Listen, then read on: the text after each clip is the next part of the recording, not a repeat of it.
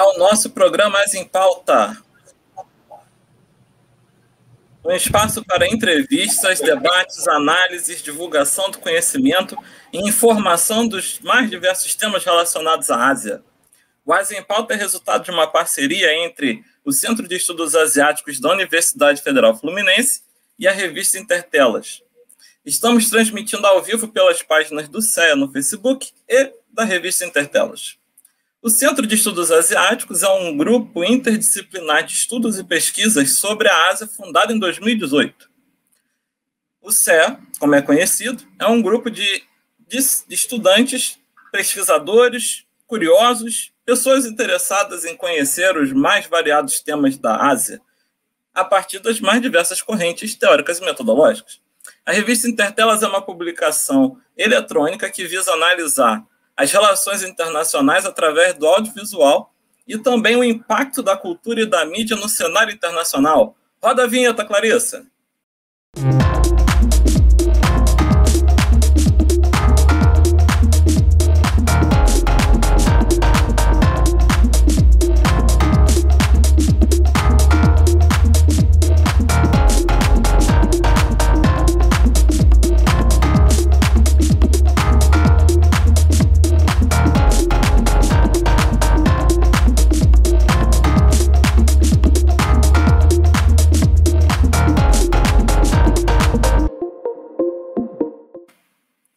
Eu sou Matheus Nascimento, pesquisador do Instituto Cultural Brasil-Japão, do CEA-UF e do MIDIASIA, Grupo de Pesquisa em Mídia e Cultura Asiática Contemporânea, também da UF. E vou apresentar esse programa junto com a minha querida colega Alessandra Scangarelli Brits. Teremos conosco esta noite a nossa querida colega também Clarissa Amorim, auxiliando aqui na parte técnica como host, o nosso querido Flávio Oliveira, e também queremos agradecer a Rafaela Marrice por toda essa assessoria imagética. Gostaria de avisar que, por problemas técnicos, resolvemos gravar o programa, mas vai ser igual. Quero ainda lembrar que nosso programa tem uma parceria com a NC Curadorias, e você que está aí, fica aí para você saber daqui a pouquinho o que essa parceria significa. Boa noite, Alê, Clarissa. Alê, contigo. Nos assistindo. Hoje o As em Pauta ele vai abordar um assunto que não é muito conhecido do público brasileiro ainda, né? É o universo do cinema vietnamita. E para isso, né, para nós conversarmos sobre essa questão, antes de eu apresentar a nossa convidada, vou falar ainda que a história da indústria cinematográfica, né, do Vietnã, ela se confunde muito com o aspecto histórico do país, né, os processos de guerra e tal, a guerra de libertação, né, a nacional, a guerra civil e o processo revolucionário que o país estava passando naquele período, né? Então, o cinema, ao menos uma grande parte da história do cinema vietnamita, ele vai ter uma influência enorme, né? Essas questões vão ter uma influência enorme.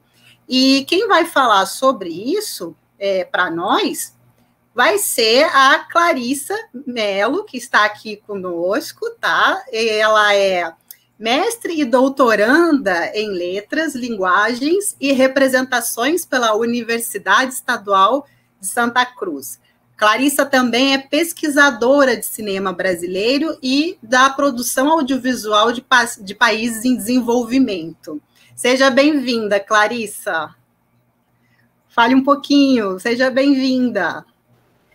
Gostaria primeiro de agradecer o convite, parabenizar o espaço, porque, como você falou, o cinema vietnamita é um cinema praticamente desconhecido aqui no nosso território, assim como outros países terceiro-mundistas também têm essa dificuldade de circular, né, fora do seu próprio território, né? Então, é uma temática bastante urgente da gente falar, principalmente porque a gente está falando de um que ultimamente tem sido premiado, e a gente aqui não tem tantas notícias sobre isso. Então, vai ser uma oportunidade de conversar sobre a história, né, desse cinema, como é que ele surge, como é que ele se desenvolve e qual o papel dele no processo de libertação nacional do povo vietnamita. Então, eu acho que vai ser um espaço com a grande oportunidade da gente recolher essas informações e divulgar de forma melhorada, né? Então, muito obrigada pelo convite e por estar fazendo parte de um espaço tão importante. Agradecemos essa oportunidade única e fazemos votos que você continue com essa pesquisa. Por favor, ela é muito importante. E aí vai a minha primeira pergunta. Como iniciou essa sua caminhada, né? Não só especificamente na pesquisa do cinema vietnamita, mas do cinema em geral, né? Porque você é formada em letras. E aí veio para o cinema. Fala para a gente um pouquinho dessa sua trajetória. Então, oficialmente, eu não pesquiso o cinema vietnamita. É feito muito mais de forma curiosa, né, de juntar documentos que eu consigo achar, principalmente em língua inglesa, porque a gente aqui tem pouca tradução desses arquivos. E cinema foi um acidente, assim, porque eu queria falar de Vidas Secas durante a graduação, e aí a minha professora sugeriu que eu falasse do filme do Nelson Pereira dos Santos. E aí eu conheci o Nelson e acho que uma grande janela se abriu de possibilidade, né, de pesquisar o cinema brasileiro e as reverberações do cinema brasileiro, né? E aí, quando a gente fala em cinema brasileiro, a gente cai no assunto terceiro mundo, e aí, de repente, todo o terceiro mundo vira um grande material de pesquisa, né?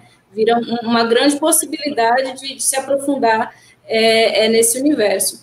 E o Vietnã chama atenção porque é um país compridinho, um país, né, que em toda a sua história enfrentou alguma situação de ocupação, de guerra, né? Só com a China foram 1000 anos, né, de domínio chinês, depois a colonização francesa, depois a ingerência japonesa e norte-americana. Então, é um país que tem sua história fundamentada principalmente nessa levantar de povos, né? Um país que nunca teve tempo de ficar de joelhos, eu acho assim. Então, por ser um país extremamente combatente e o cinema reverberar muito esse combate, acaba chamando atenção, né? Então, foi meio que por aí, assim, por estudar cinema brasileiro, que é um cinema terceiro-mundista, eu acabo indo em outras cinematografias também que seguem os mesmos problemas, né? Que apresentam os mesmos problemas, as mesmas dificuldades, né? E a gente tem que lembrar também que, assim, cinema é indústria. Então, todos os países terceiro-mundistas vão ter alguma coisa no cinema a ser superada, porque a indústria não é desenvolvida, o cinema também não vai ser desenvolvido, então vai apresentar certas dificuldades. E aí que está, né? Os cineastas desses países é que vão fazer lutas diversas para conseguir projetar e reconstruir suas próprias cinematografias, né? A revelia da ocupação, né, hegemônica e unilateral dos cinemas norte-americanos e europeus. Então, por aí, né? As coisas acabaram se entrelaçando por aí. E até poder, né, porque o mundo acaba conhecendo o Vietnã pelo olhar dos colonizadores, né? Então, buscar essa independência também, né? Isso é importante. E aí, vem a nossa... Oi, pode falar. Mas quando a gente fala de cinema e Vietnã, sempre vem os cinemas de representações vietnamitas, mas desse olhar aqui, principalmente norte-americano, por causa da guerra do Vietnã, né? E, às vezes, até as análises, inclusive de pessoas de esquerda bem intencionadas, que querem falar um pouquinho do Vietnã e distorcer, né, na verdade, descentralizar essa visão norte-americana sobre os vietnamitas, acabam analisando só filmes americanos. Eles acabam não caindo na cinematografia própria do Vietnã, né? Acabam ficando ainda em diálogo com esses filmes que tem estereotipia, tem racismo, né? Tem orientalismo. Então, é por aí. Eu acho que o caminho agora é priorizar o cinema realmente vietnamita, né? Tudo que tinha para falar dos cinemas norte-americanos e europeus de estereotipia, acho que já foi batido. Agora, acho que o caminho é buscar realmente filmes vietnamitas e dialogar a partir deles. Conhecê-los, né? E o Matheus vai tocar isso com você lá depois no segundo bloco de perguntas. Sim. Aqui eu começo já o início, né, da indústria vietnamita. Vamos lá.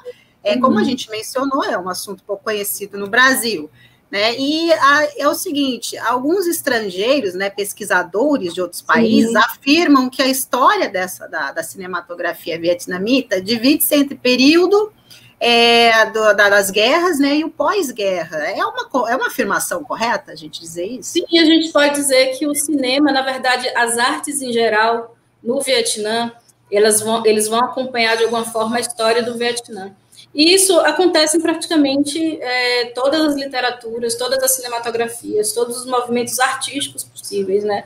Porque a gente não pode falar de arte apartada do contexto em que ela é gerada.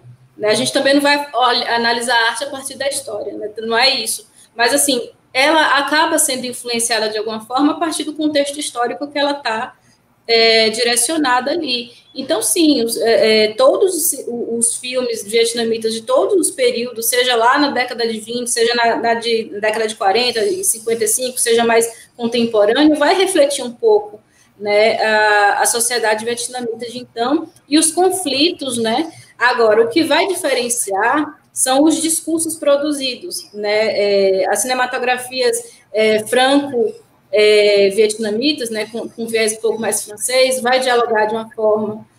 O próprio cinema vietnamita, quando vai se formar, já vai dialogar de outra forma. Então, acho que a grande questão é analisar os discursos que são produzidos nesses artigos de arte, né, nesses produtos artísticos, né, da produção cultural. Então, sim, a gente pode afirmar sim. Ótimo, então, e aí passamos para, até nessa terceira pergunta, nós vamos ter a Clarissa Amorim, a nossa querida colega aqui, vai nos mostrar algumas imagens que a Clarissa Mello nos trouxe, né? Que é o seguinte, para alguns estudiosos, o início do cinema vietnamita data da década de 20, né? Principalmente com os vietnamitas que moravam fora do país. Então, a gente pergunta, qual a importância desses vietnamitas para a construção da indústria nacional no Vietnã? Tá.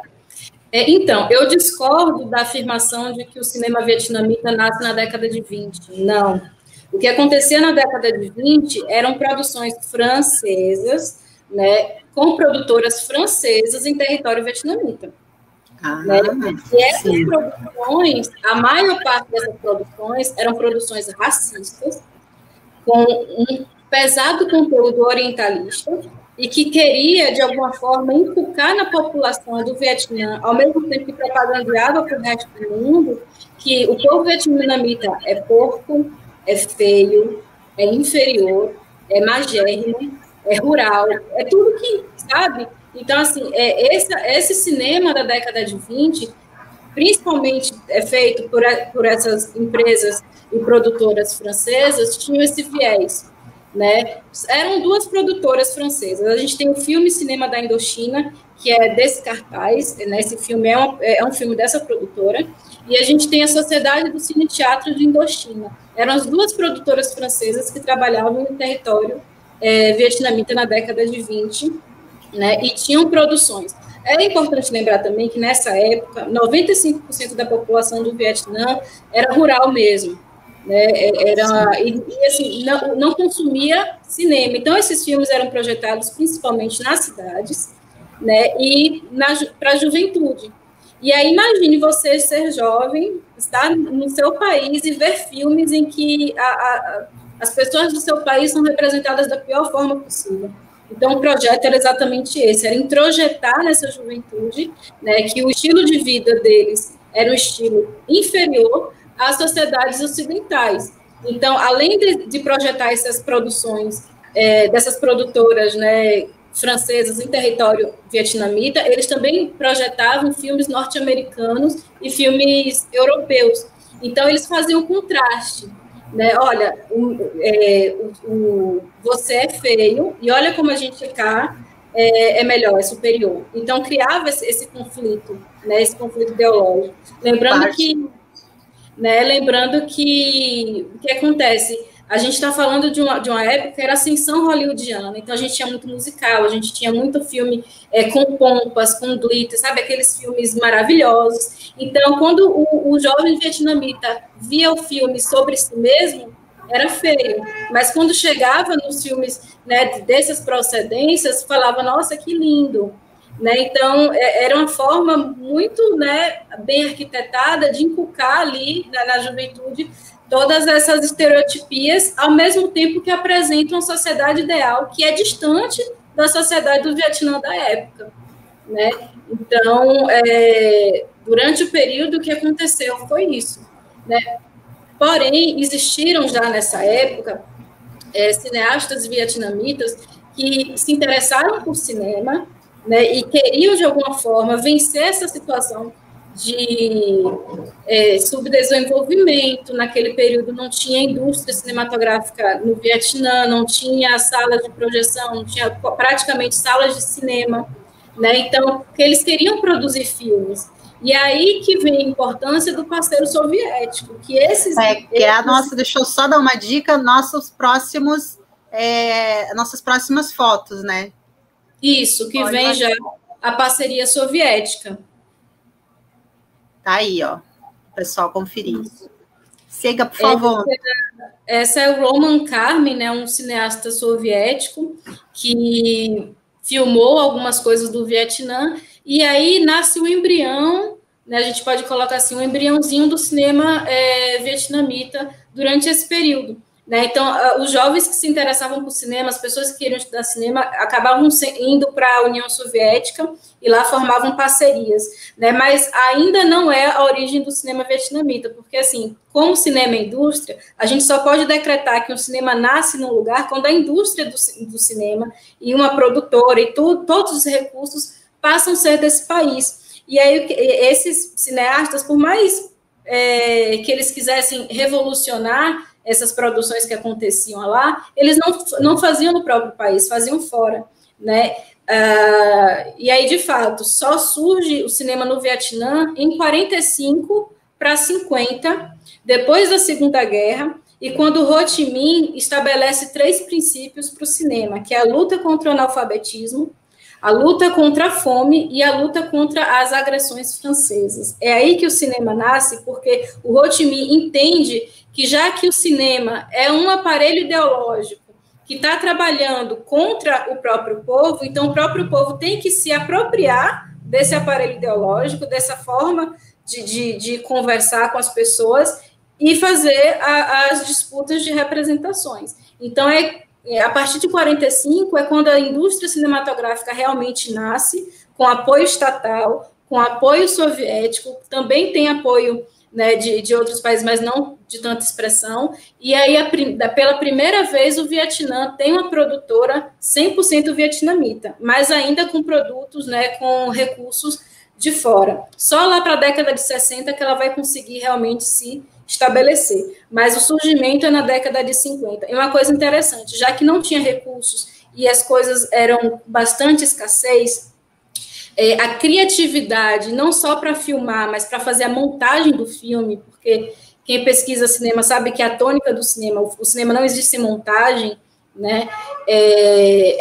Normalmente, naquela época, eram reveladas com fitas e feitas com acetona. A acetona era muito caro e raro, né? Era difícil de achar. Então, os cineastas costuravam com linha, agulha e linha, cena por cena. A montagem no Vietnã foi feita assim, e os filmes eram revelados em tanques de madeira, e eles tinham que pegar gelo nas cidades, e aí geralmente o gelo chegava derretido. Então, eles iam de noite, que era quando a temperatura estava mais baixa, atravessavam rios para pegar o gelo.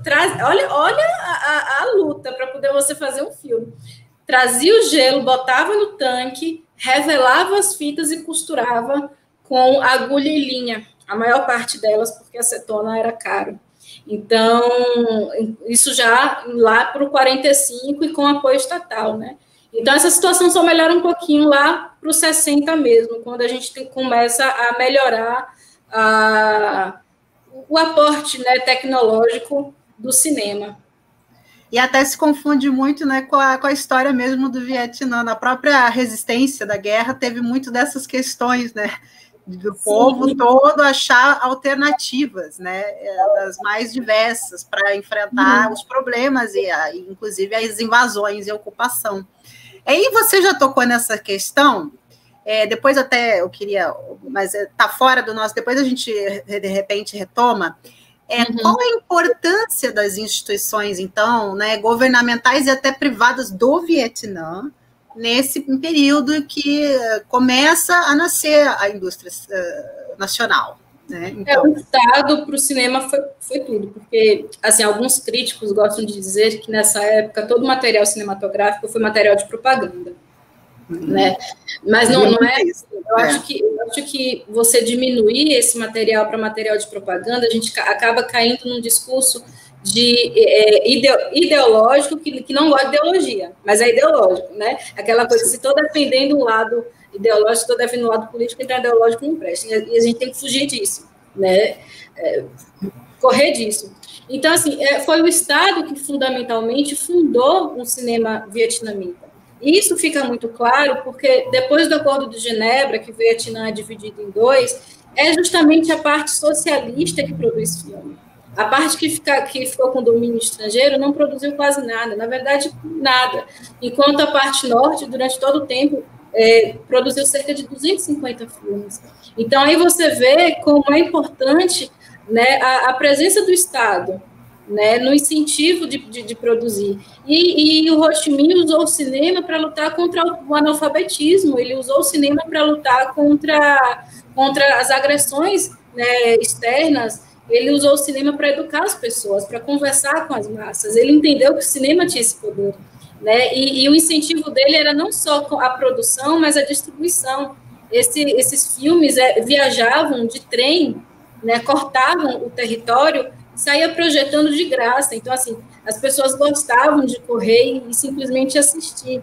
Né? Era um momento legal, que geralmente depois acontecia rodas de poesia, e aí o cinema acabava se confundindo com a literatura, né? Os autores também, né? Os diretores passeavam também, conversavam com as pessoas. Agora, o que acontece é que a maior parte desses filmes eram documentários. Né? A gente só vai ter um filme de ficção chamado Um Rio Banha Nossas Margens, lá para a década de 60. Acredito que é um filme do final de 50 para o começo de 60. Antes disso, realmente, eram documentários que filmavam, né, a vida cotidiana do Ho Chi Minh, ou então a vida cotidiana de um camponês, e isso dialogava com as pessoas. Né? Então, ele nasce assim, né, e vai para o documentário e depois que cai na ficção. Mas no início o intuito era ser documentário para justamente educar mesmo as pessoas. Eu posso fazer uma pergunta, né? Claro. Interromper, mas isso aí me chamou muita atenção. Quer dizer que o cinema, ele ia território adentro, de graça, Sim. né? Sim. Gente, isso é muito legal, porque olha a situação, né, de países, como eu não vou citar aqui, que às vezes a gente não consegue, né? Estão querendo caçar as agências, estão querendo caçar os projetos, né? Olha só o exemplo que o Vietnã deu lá atrás, né? O cinema indo. Muito legal isso. Muito legal. Esse que está na tela é uma coprodução, né, com um diretor chinês. Eu quero aproveitar essa deixa sua, do Matheus, e agora a sua, que você vai explicar, né, sobre essa imagem. Porque, assim, a nossa última pergunta desse bloco tem relação com isso, né? O apoio de parceiros estratégicos, né? Eu sei que você mais ou menos já deu um início, né?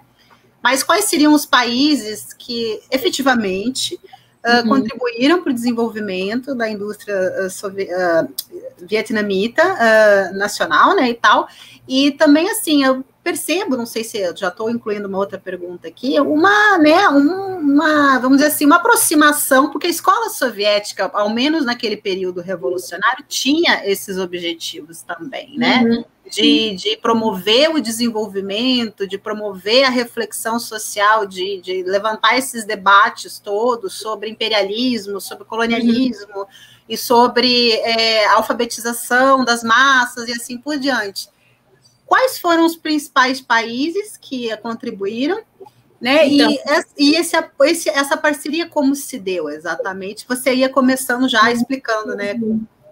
Então, primeiro de tudo, a União Soviética lá na década de 20, né? No finalzinho da década de 20, e a parceria era fazer assim, formar cineastas, né? Os cineastas iam para a União Soviética efetivamente estudar cinema, aprender a fazer montagem, né, e tentar gravar cá. Então, assim, o primeiro apoio nesse sentido foi da União Soviética, no sentido de formação realmente de cineastas, né?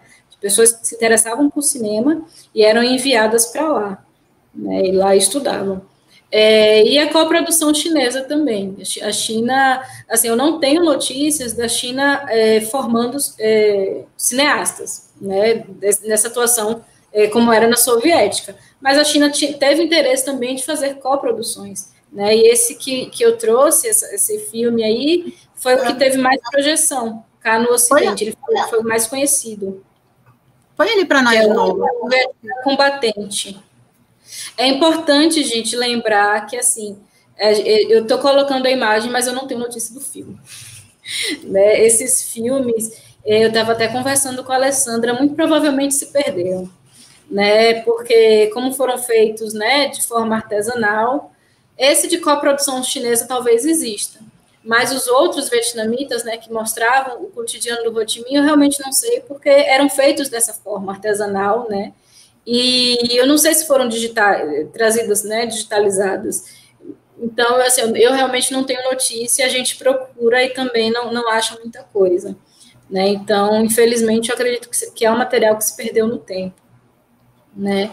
E, enfim, esses parceiros estrangeiros era justamente por isso. E eu colocaria, assim, a União Soviética na formação e a China na distribuição, porque foi essa coprodução chinesa que acabou projetando, né, o cinema vietnamita né, deixou ele mais conhecido, né, projetou para outros países.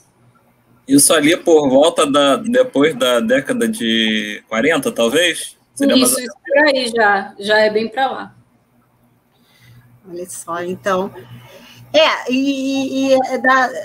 É onde eles se encontravam, porque esses países estavam em meio a um processo também no caso da China, de libertação, né, e inclusive, guerra civil depois também, né, das diferentes forças políticas do país, né, claro que isso vai se dar mais depois da guerra mesmo, e tal, e aquele processo revolucionário em si, né, que eram sociedades muito rurais ainda, com um sistema político, econômico, social ainda muito colonizado. Oi? Isso. Perdão. E acaba se parecendo um pouco nas proposições e no entendimento, né, revolucionário da função social da arte. Né? A gente está falando da China, que passou por um processo de revolução cultural. A gente está falando de um Vietnã em que a liderança máxima falava da importância do cinema. Né? Então, assim, a valorização das artes assim, esse processo, participando desse processo educativo das pessoas, das massas, né? Para conseguir dialogar com as massas, né? Então, acho que a tônica é essa, e justamente a partir disso é que vai chegar aqui no Brasil, já trazendo um pouquinho para a minha pesquisa, né? O que os cineastas brasileiros da década de 50 queriam era justamente utilizar o cinema como material de educação, né, como material de potencialidade revolucionária. Então, acaba que tudo acaba, né, se encontrando e dialogando de alguma forma. E a própria União Soviética, mesmo já tendo uma outra situação, né, uma sociedade mais urbana e tal, ela também está nesse período de processo revolucionário, né, de formação das suas massas. Bom, a gente chegou ao fim do nosso primeiro bloco, tá, de perguntas. E antes de nós irmos para o nossa segunda lista de perguntas, que vai ser conduzida pelo querido Matheus aqui, eu quero que a Mela, Clarissa, nossa convidada, ela trouxe duas sugestões, né, de leitura, queria que ela falasse um pouquinho sobre elas, e a gente vai colocar na tela para você procurar depois esses títulos. Quem está nos assistindo vai poder procurar. Agora é a leitura e os filmes também? Ou só os dois livros que você trouxe para a gente comentar sobre eles, né? Tá, o primeiro é Os Cinemas Nacionais contra Hollywood. Contra Hollywood, sim. Pronto, apareceu. Esse livro, na verdade, assim, ele é um grande mapa, porque todo o cinema terceiro-mundista está aí de alguma forma. Ele não aprofunda, né? Ele não é um livro sobre o cinema vietnamita, mas ele traz muitas informações, inclusive essas informações que embasou as perguntas do primeiro bloco, ele responde muito bem, né? É um livro que eu acho que a última versão é de 78. O único problema dele é que eu acho que ele não teve uma reedição e tem poucas unidades no Brasil, porque quando eu comprei da primeira vez, tem uns 5 anos, foi logo quando eu comecei a estudar cinema novo, ele estava de 15, 20 reais. E não tem muito tempo que eu vi 15, 20 reais, porque eu fiz alguns stories sobre ele no Instagram. Né? E aí, ele sumiu aqui de casa, eu tive que ver, não, meu Deus, eu tenho que comprar de novo. Estava de 90 reais para cima. Né? Então, assim, eu não sei o que foi que aconteceu, que o preço dele aumentou muito, né? E não tem versão digitalizada. Né? Então, assim, eu estou colocando porque realmente, né, quem pesquisa, quem quer, né, acaba sendo uma possibilidade boa aí de pesquisa, e tem cinema de várias partes do mundo, cinema, inclusive norte-americano, e esse é um livro importante para entender os domínios hollywoodianos, né, porque a gente tem que falar também um pouquinho como é que opera a indústria hollywoodiana e como é que ela ajuda no massacre de povos terceiro-mundistas e como é que ela contribuiu muito durante o século XX, né, principalmente com produtoras, né, que não é só o filme que é racista, mas assim, o processo de produção e distribuição, ele acaba inviabilizando cinematografias do mundo inteiro. Né.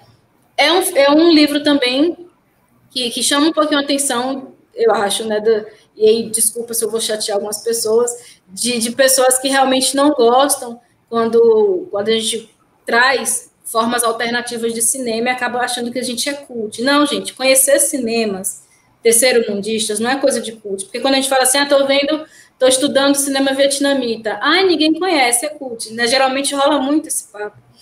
Não, eu acho que é papel de revolucionário, não é cult, é revolucionário. Né? Cult é nicho, não tem nada a ver. Então, a gente realmente precisa conhecer isso. E aquele livro lá do Gui é uma grande janela com várias coisas assim, de cinemas do mundo inteiro. Esse já é uma organização, né, que é o Colonialismo e Nacionalismo no Cinema Asiático.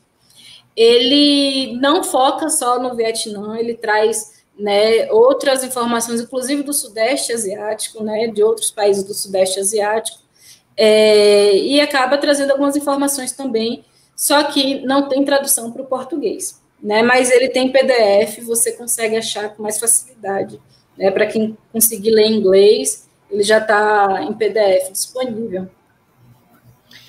Maravilha, eu acho que vai ser o pessoal que inclusive está na mesma linha de pesquisa aí, que tem outros colegas provavelmente desenvolvendo, acho que é uma mão, são duas leituras importantes, né, com certeza.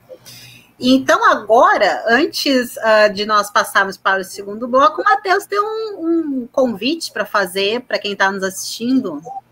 Fale, Matheus. Obrigada, viu, Clarissa, por tudo, pelas respostas. Gente, que bloco maravilhoso. Você não pode perder o próximo. Tá tudo bom. Clá, bota na tela aí para mim o nosso presente para você que está aqui assistindo o nosso programa. Eu disse lá no comecinho que o Ásia em Pauta tem uma parceria com a NC Curadorias. E essa parceria está aqui.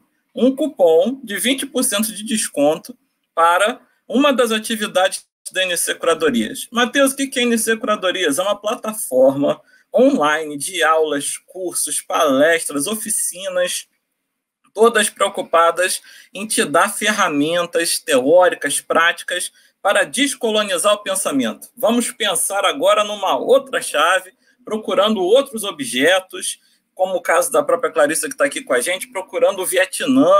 Enfim, lá nessa plataforma você vai encontrar várias atividades. E a próxima atividade é a palestra da Mayara Araújo, nossa colega, que estuda o pop asiático no Brasil, sobretudo japonês e a experiência chinesa. E a palestra se chama Geopolítica do Conhecimento, para pensar a Ásia a partir do Brasil. Se você quer estudar a Ásia e tem dúvidas sobre como fazer isso, falando aqui desde o Brasil, essa palestra é para você. E o nosso cupom Estude Ásia te dá 20% de desconto na inscrição do evento. Então, você acessa lá a página do Simpla, da NC Curadorias no Simpla, procura o evento A Geopolítica do Conhecimento, a palestra com a Mayara. Lá você coloca o cupom e você vai ter 20% de desconto. Mas atenção, o cupom só vale até 20 usos. Então corre que vai acabar rapidinho. Esse era o nosso aviso e eu acredito que eu já posso começar o nosso segundo bloco, né, Lê? Beleza, vamos lá. A gente faz leitura labial aqui também. Clarissa Mello, né? Eu achei muito interessante até agora essa sua exposição histórica e eu quero saber um pouquinho sobre quais seriam os principais diretores ou diretoras desse cinema vietnamita contemporâneo. Eu trouxe, Clarissa, se você quiser já ir colocando, eu trouxe 4, na verdade, filmes, né? E eu vou falar dos diretores, né, de forma mais geral. O primeiro filme é essa Vobá, em português, A Terceira Esposa. Não sei dizer se já teve distribuição no Brasil, mas tem legendado em inglês, né? Esse Vobá é a história de uma menina de 14 anos, da região rural do Vietnã, no finalzinho do século XIX, que acaba tendo que casar com um produtor rural, um grande produtor rural, e acaba falando um pouquinho da cultura da época, né, da cultura, mostra bastante imagens, né, eu pude ver algumas coisas, e ele é interessante, é do Ash Mayfar, né, é o primeiro. O segundo é o Buffalo Boy, deixa a Clarissa colocar.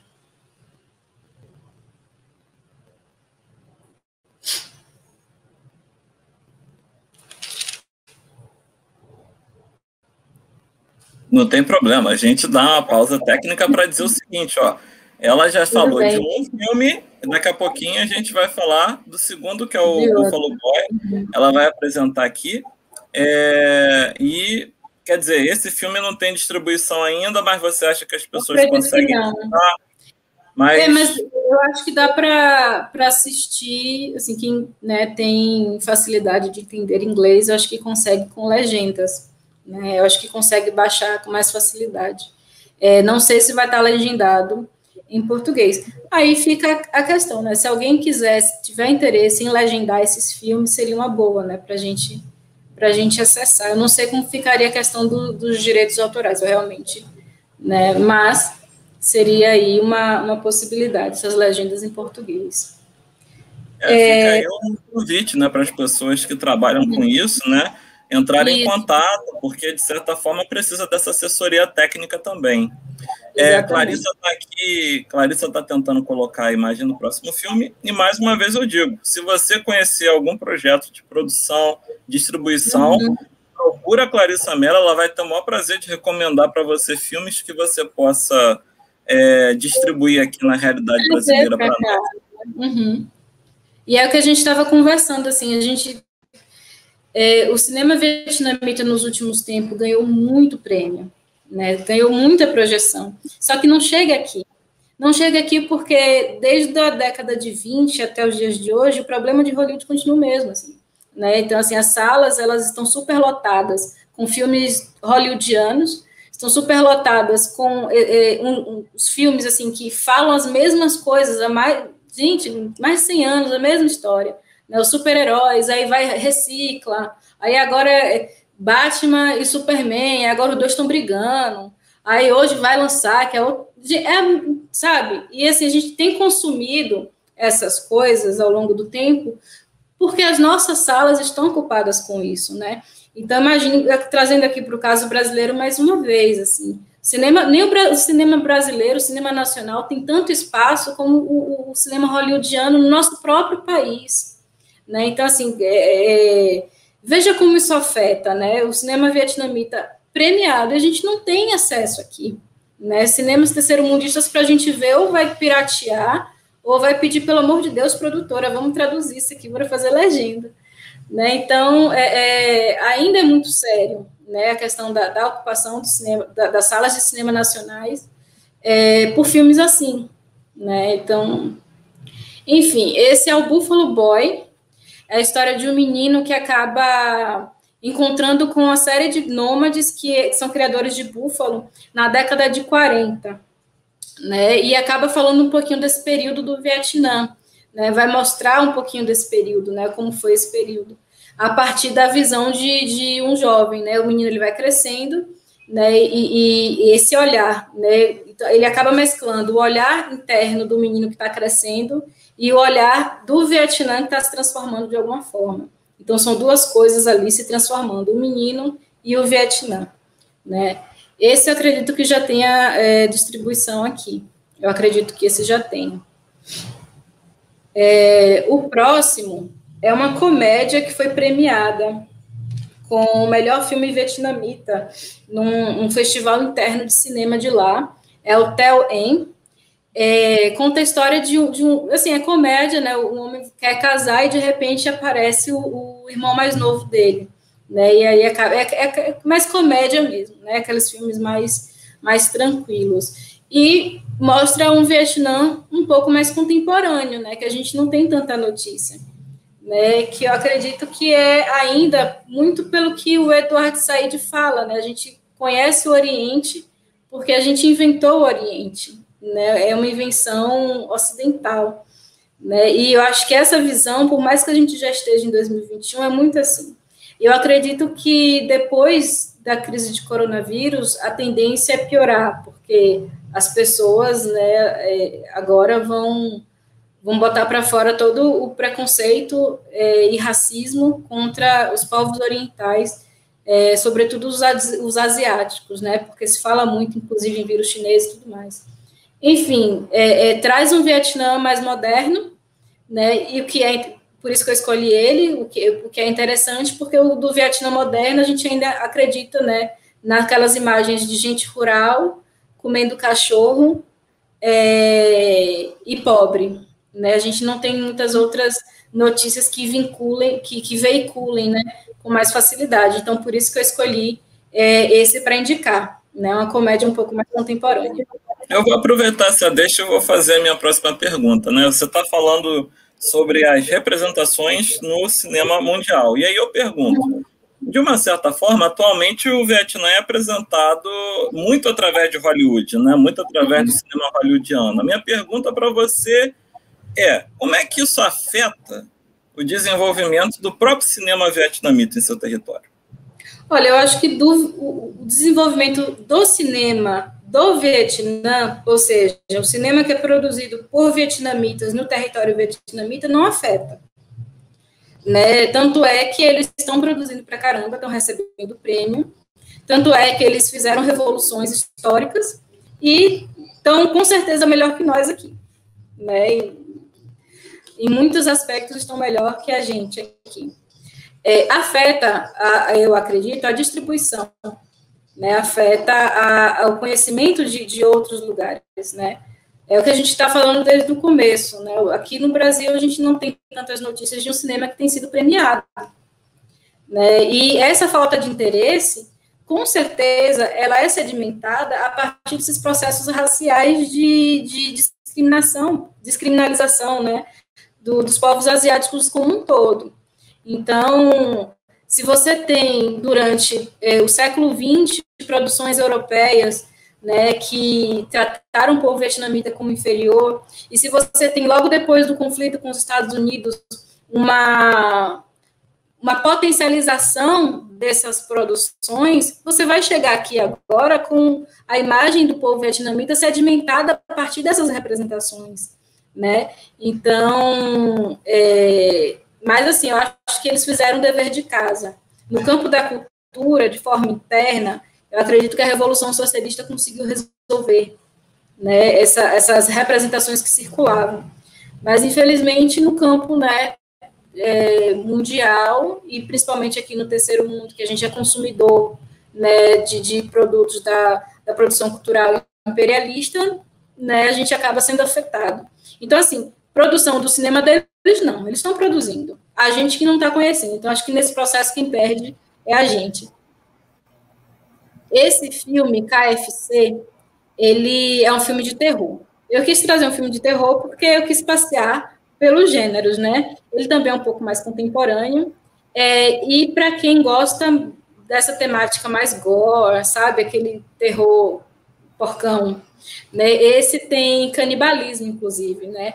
A história deles é que em Hanoi teria sido construído um centro de tortura e as pessoas são canibalizadas nesse centro de tortura, né? Para quem gosta do gênero, tá aí uma indicação. Eu queria só aproveitar rapidinho, antes do Matheus seguir, porque os nomes que também o pessoal está conhecendo são de vietnamitas ainda que moram na Europa, por exemplo, né? Os principais nomes do país não têm também essa, vamos dizer assim, prospecção mundial, correto? Quais seriam os nomes do país, assim, dos principais cineastas que o país hoje considera como os seus Nelson Pereiras? Eu não vou saber falar o nome, mas ele fez aquele de Papaya Verde, que foi premiado. Sim. Ai. Eu sei, eu lembro desse filme passado. Eu acho que ele é o principal. Deixa eu ver se eu acho o nomezinho dele aqui, escrito em algum lugar. O nome do filme é Papaya Verde, né? Isso. O filme é o Papaya Verde. Gente, onde foi que eu escrevi? É o Hang Tran An. É o Cheiro de Papaya Verde. É o filme dele. Ele talvez seja o principal, assim, que consegue mais projeção externa, né? Dialogar mais com outras localidades. E também tem o Tony Bai, que é o do Yellow Lotus, que fez um filme de 95, que teve também bastante premiação, inclusive em Cannes. Né? Então, acho que esses dois são os principais, e principais a partir de que critério? Né? Do critério de projeção exterior. Né? Assim, eu não vou tirar são os melhores, não. É no critério assim, de projeção. Então, esses dois acabam se destacando. Um, porque né, acabou ganhando bastante prêmio, inclusive o do Cheiro de Papaya Verde, ele tem o Pulitzer também, porque ele também é escritor. Né? Então, é um nome grande. Gente, isso é muito interessante, né? Porque prêmios e prêmios em prêmios que nós conhecemos, mas nós não sabemos quem ganhou, né? Então, assim, algo que deveria nos incomodar, né? Me parece até que a Larissa está jogando uma provocação para a gente. E aí, você falou uma coisa interessante, né? Sobre essa circulação dos diretores em espaços tradicionais da Europa, talvez. Aí a minha pergunta vai no sentido de tentar entender o que está acontecendo com esse cinema e seus vizinhos. Qual seria a relação, se é que nós podemos falar de uma relação, desse cinema com os seus vizinhos asiáticos ali, com as indústrias cinematográficas asiáticas? Sim, eu acho que cada país ela vai ter o seu processo próprio de fundação, criação e circulação de cinema. Né? Então, assim, a situação do cinema no Laos, por exemplo, ali vizinho, é diferente, mas acompanha os mesmos problemas. Né? Eu acho que todo o território da Indochina, de uma maneira ou de outra, enfrentou os mesmos problemas de subdesenvolvimento, né, de ocupação, de colonização. Imaginem o Laos, para você andar, você tem que ver se tem bomba ainda, né, porque as bombas ainda explodem. Então, eu acho que é um país, inclusive, né, focando nele, que... Imagine você fazer filme assim. E assim, ainda enfrenta, né, realmente um processo de subdesenvolvimento bastante grave, e esses processos ainda não foram resolvidos em sua totalidade. Então, se a gente parte do princípio de que o cinema ele vai estar atrelado aos processos econômicos, ainda é uma coisa que está em processo. Então, assim, qual que é a relação do Vietnã com o resto, né, ali do território da Indochina? É que eles fazem parte, né, e compartilham os mesmos problemas. Né? Agora, assim, eu não tenho tantos detalhes de outros cinemas, né, de outros países, que não seja o Vietnã. Talvez um campo para depois que a gente esgotar o Vietnã, de repente a gente partir. Né? Mas eu, particularmente, não tenho tantas informações. O que eu tenho é que a gente ainda que a gente tem que considerar que são países que passaram por problemas semelhantes e que, de alguma forma, esses problemas afetam a circulação de cinema como um todo. Né? Então, é por aí. Perfeito. Quando pensei nessa pergunta, imaginei muito que foi um diretor do Vietnã que adaptou um dos livros do escritor japonês Haruki Murakami para o cinema, né? mas eu, assim, diante de tudo que você falou, me parece que ele é uma exceção à regra, duplamente, né? E acho muito interessante esse ponto dos processos políticos parecidos influenciarem no cinema. Eu acho isso realmente muito forte, extremamente forte.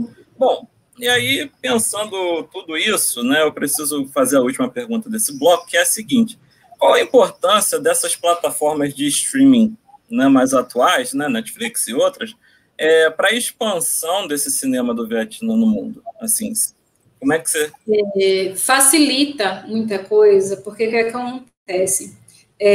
A distribuição de cinema, né, ele, em qualquer país, ele é um processo um pouco complexo, né, porque parte de ocupação de sala, de dinheiro para pagar né, e geralmente os que chegam aqui já pagos, são mais baratos de circular, são os cinemas norte-americanos. Então, acaba que o streaming, ele é uma ferramenta que possibilita circular mais filmes e que não dependam tanto desse processo, que inclusive é um processo político, das salas de cinema, que tem historicamente apagado cinemas nacionais de diversos, né?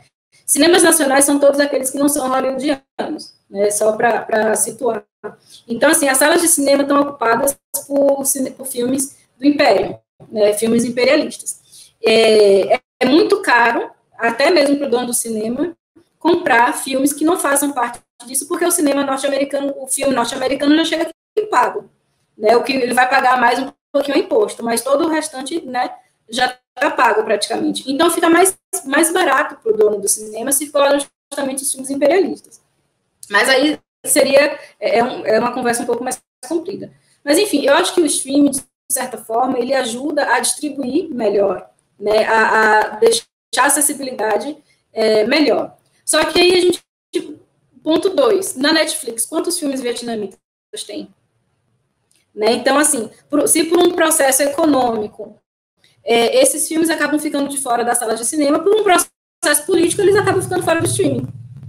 Né? Então, eu acho que a ideia do streaming é legal, mas, por algum motivo, não está contemplando muito bem esses cinemas terceiro-mundistas.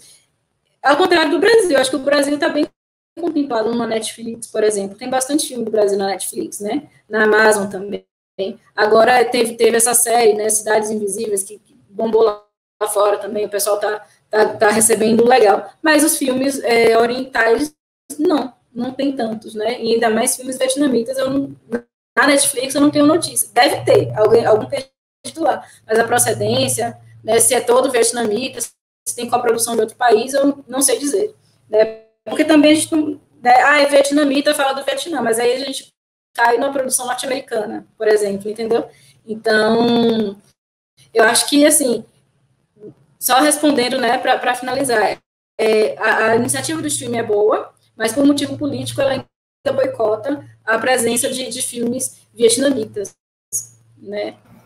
Eu só quero falar rapidamente, você tem um contraste que os coreanos estão bem representados, né? Os chineses também, os japoneses, ao menos de animes, eles estão bem contemplados, que é uma indústria que o Ocidente tem uma certa parceria, né? Isso tem uma diferença, assim. Só que ainda não chegou no Vietnã. Você acha que isso é possível que chegue no futuro, essa abertura, assim? Fica difícil dizer, você acha que... Né? Eu acho que o processo... mais projeção, mais bola de cristal. Eu acho que por projeção, né, assim... eu acho que primeiro a gente tem que vencer esse preconceito que a gente tem, né, ainda contra o Vietnã, que é muito. Assim, você ouve falar em Vietnã, as pessoas lembram de Rambo, por exemplo, né? Sim, claro. Então, eu acho muito... a gente tem que vencer isso e tem que ver também se existem produtoras brasileiras interessadas na distribuição desses filmes, né? Também tem que ver pelo interesse delas, né? Já é um problema mais ossudo, justamente por causa disso. Eu acho que também os animes têm projeção, porque a cultura japonesa, ela não sofreu tanto ataque norte-americano como sofreu as chinesas e vietnamitas depois da Segunda Guerra. Né? Então, chegou muito aqui justamente por causa disso. Né? As pessoas não têm tanto preconceito e até gostam, né, dos animes, né, e circula mais, joguinhos, eu acho que circula mais. Aqui também chegou muito, acho que foi na década de 80 ou na década de 90, a cultura samurai, que as pessoas começaram a se interessar pelo Bushido, né? Então, isso tudo faz parte, mas aí a gente volta, né? O Japão foi parceiro dos Estados Unidos de alguma forma, né? Então, acho que está tudo interligado no campo ideológico da política mesmo. Político, é isso que eu gosto. Ainda bem que você falou isso, que justamente enfatizar essa questão. Por aqui. Gente, é sempre uma conversa muito boa, porque abre as questões da gente. Clarissa, muito obrigado assim, pela sua disponibilidade. Eu acho que nós, na verdade, temos que dar uma salva de palmas para você, porque está aí mostrando que é possível, mostrando que é possível, mostrando que é necessário, mostrando que é urgente superarmos as nossas temáticas desde muito eurocentradas, né?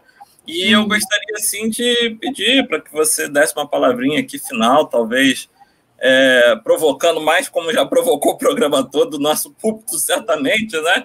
Ou fazendo as considerações que você quiser. Na verdade, eu queria mais uma vez agradecer pelo espaço. Né? Eu acho que é muito importante a gente falar de cinemas terceiro-mundistas, né, de uma forma geral, sobretudo agora, né? E parabenizar, né, pela disposição de estudar o mundo asiático, né, o Intertelas está aí, o pessoal do CEA, né, está aí também, e é mais no sentido de agradecer mesmo, e assim, as provocações é que as pessoas descentralizem, né, aprendam a descentralizar a atenção que elas dão tanto a esses filmes norte-americanos que circulam com grande facilidade, e que procurem outros cinemas, né, procurem cinemas alternativos. Comecem pelo brasileiro, pelo menos, né? Deem valor ao nosso cinema, porque, gente, assim, Glauber Rocha ser mais conhecido lá fora e tão pouco, né? Aqui ainda incomoda bastante. E meu incômodo maior não é nem tanto isso, assim, é o campo da esquerda não valorizar tanto esses processos, né, culturais do cinema, como teve em outros países, inclusive, como eu falei, do Vietnã, né? Então, assim, eu vejo que hoje a esquerda brasileira não tem essa preocupação com o cinema como devia, né? Tanto quanto devia. E eu acho interessante que a gente comece a olhar com mais carinho, né? Vamos começar pelo nosso cinema, né? E geralmente... É por ele que as coisas circulam com mais facilidade, né? O Ho Chi Minh, ele falou que se o país ele está massacrado, as suas artes estão massacradas. Então, é dever das artes fazer parte das revoluções, né? Então, eu gosto muito dessa definição da função social da arte, né? Então, acho que é por aí. E o cinema é um grande aliado, né? Então, que as pessoas saiam um pouquinho dessa caixinha hollywoodiana e procurem consumir outras coisas também, né, valorizar outras coisas também, até porque se tiver público, com certeza vão querer legendar filmes vietnamitas, e a gente vai ter mais acesso a esses filmes, né, então acho que tudo depende também de público, né, de interesse de público. Muito bom. É isso, gente, obrigada. Eu acho que isso é uma delícia, a gente está colocando aí na tela para você o contato da Clarissa Mello, o contato de e-mail dela, né, Clarissa, com 2 S's, m870@gmail.com, para que você que tem interesse em pesquisar entre em contato, pergunte, ou simplesmente você que quer conhecer um pouquinho mais o cinema do Vietnã, ela está super disponível. Repito, se você tiver um projeto de distribuição do cinema do Vietnã, chama a Clarissa vai adorar participar de uma exibição depois do debate do filme online, né? Então, vamos lá, tá aí o contato dela na tela e eu vou pedir agora para a Lê fazer aqui a nossa finalização. Obrigada, Matheus. Eu queria também agradecer a Clarissa Mello pela disponibilidade de estar aqui conosco, esclarecendo essas dúvidas, trazendo esse novo universo que para o Brasil é tão desconhecido ainda. Né? Muito obrigada, Clarissa. Volte, viu? Volte e vamos fazer outros Ásia em Pauta Pode ser sobre o Vietnã mesmo, ou outras questões que eu sei que você estuda muito cinema brasileiro, né? E até sobre questões de literatura também, temos todo o interesse aqui. Por favor, volte, porque foi maravilhoso e eu acho que contribuiu muito, sabe? Para o público vai poder agora ter ao menos uma visão um pouco diferente, um início, pelo menos, e é isso que a gente quer trazer mesmo. Esse pessoal que está nos assistindo, esse foi o primeiro programa do Ásia em Pauta, né, nesse ano. Eu quero lembrar que o objetivo do Ásia em Pauta, né, é a gente realmente informar, analisar, debater, fazer entrevistas com pessoas que nem a Clarissa, que tem um conteúdo maravilhoso para passar para a gente. Quero lembrar também que esse programa é uma parceria do Centro de Estudos Asiáticos da Universidade Federal Fluminense e a revista Intertelas. E queria também dizer que a Clarissa, eu vou relembrar a biografia dela, ela é mestre e doutoranda, né, em letras, né, e representações lá na Universidade Estadual de Santa Cruz. E queria também fazer outros agradecimentos. Quero agradecer a nossa equipe técnica, a Clarissa Amorim, que está aqui desde o início com a gente, ela que possibilitou que vocês pudessem observar as imagens que a Clarissa Mello trouxe, e também a outra equipe que não apareceu, mas que foi extremamente importante, criaram a vinheta, criaram o programa junto com a gente, que é o Flávio Oliveira e a Rafaela Marrice, né? E muito obrigado a todos vocês, nossa querida equipe. E eu vou me apresentar agora também, sou a Alessandra Scangarelli Brites, eu sou jornalista, especialista em política internacional, mestranda em estudos estratégicos, já sou mestre em estudos estratégicos internacionais, já faz um tempo, eu estou ficando velha, e eu sou também pesquisadora, além de relações internacionais, em estudos de mídia, e sou editora-chefe da revista Intertelas, né, que visa analisar aí o impacto da cultura, da mídia nas relações internacionais, e também pensar as relações internacionais pelo audiovisual.